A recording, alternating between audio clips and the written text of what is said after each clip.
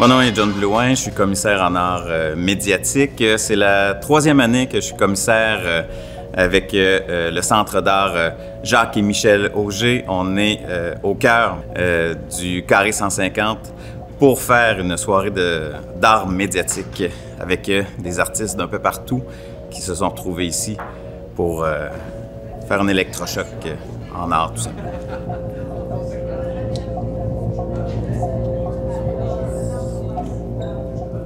Nous sommes sur les lieux d'un territoire à occuper. Dans quelques secondes, ça va se faire avec des artistes multidisciplinaires, autant de films, autant de performances sonores, visuelles, physiques, de feu. Vous allez voir sans doute tantôt ça.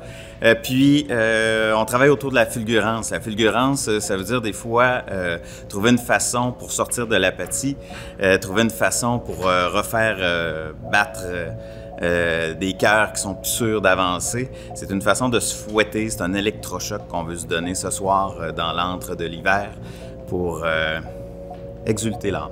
Je m'appelle Annie Baillargeon, je suis une artiste multidisciplinaire.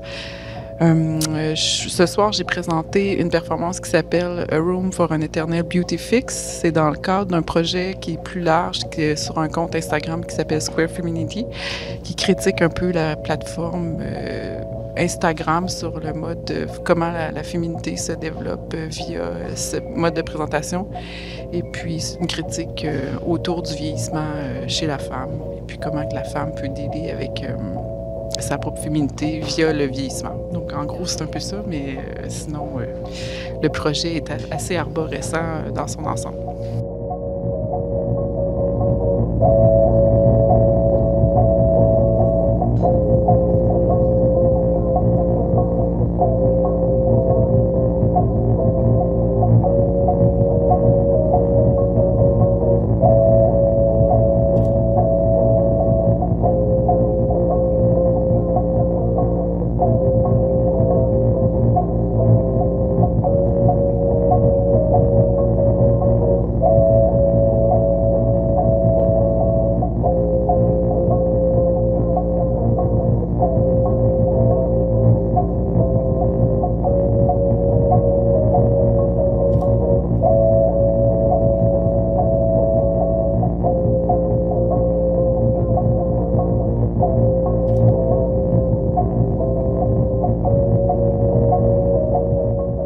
Donc, Alexandre Saint-Onge, artiste intermédiaire, qui travaille justement autant dans le son, de la performance, de l'installation, le texte. Je me suis qualifié pendant longtemps de performeur sonore, étant à la fois performeur, puis artiste sonore, puis musicien expérimental depuis plus de 20-25 ans.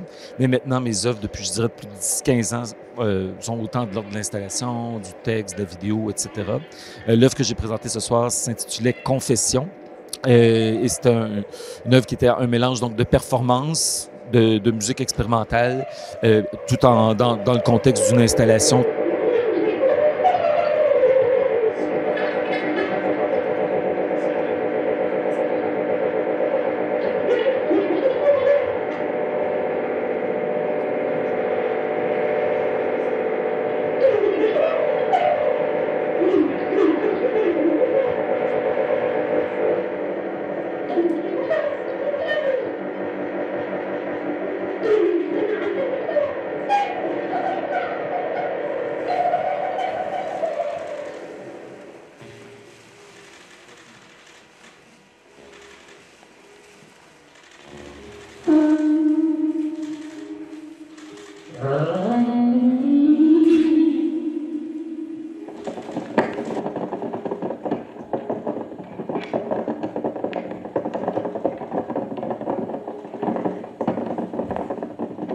Éric Dorion, j'habite à Montréal, je suis un habitué de Victoriaville puisque je travaille en tant que commissaire aux installations sonores pour le FIMAV, puis donc j'ai une pratique en art audio, en électroacoustique, en musique concrète, et puis et ça depuis 99. Ce soir, j'ai présenté une composition spécialement pour cet événement-là, où on retrouvait plein de collages, en fait, de Maria Callas, du compositeur Karl-Heinz Stockhausen. Il y avait également des extraits de Noria, qui sont des moulins typiques à la Syrie.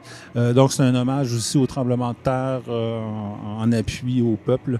Et puis, il y avait plein de trucs.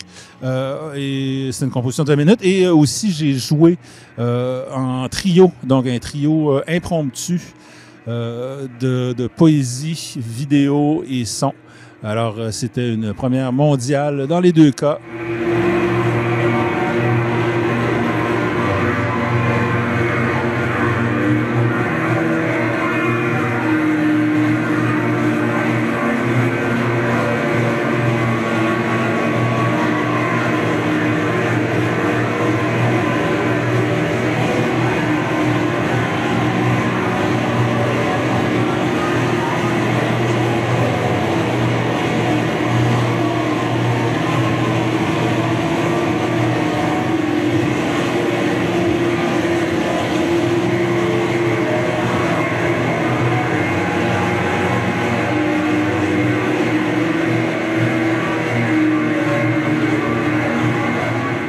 J'attends ma minute de gloire depuis tellement longtemps, puis que ça se passe ce soir à Victoriaville. Honnêtement, j'ai de l'endorphine encore jusque dans le bout des oreilles. Tout ce que je faisais, moi, c'était livrer quelques simples poèmes. Mais à la dernière minute, en fait, pratiquement sans m'avertir, on m'a flanqué de deux êtres supersoniques. Un à l'image, un au son. Puis ça a fait lever mes petites affaires, là, tu sais, mes petits poèmes. Puis là, je me sens comme Megatron. C'est le bruit de l'accident qui arrête le cœur. Le silence d'après qui finit de tuer. J'ai voulu nous sauver, je te le jure. Comme la main se rétracte du brasier. J'ai dit, je t'aime comme on dit, je t'aime à la police. J'ai dit, je t'aime comme je le pense, tout bas.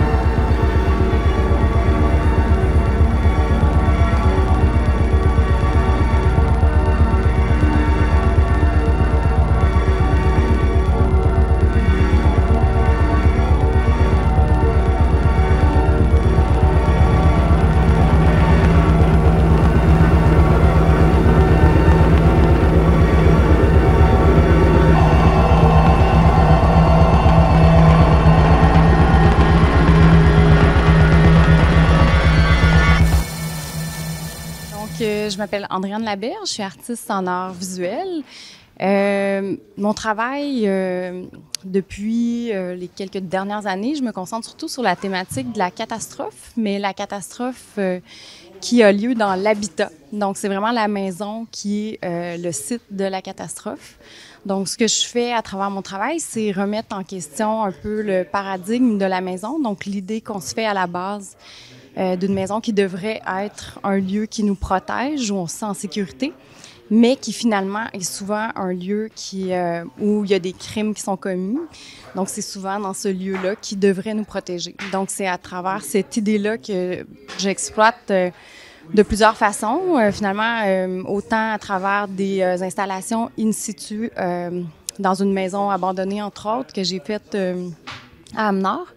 Mais je le fais également dans un plus petit format, donc à l'aide de sculptures miniatures. Puis finalement, la performance qui a été faite ce soir, c'est qu'on invitait les gens à allumer la maison. Donc, elle devenait le site d'une catastrophe, évidemment, en brûlant.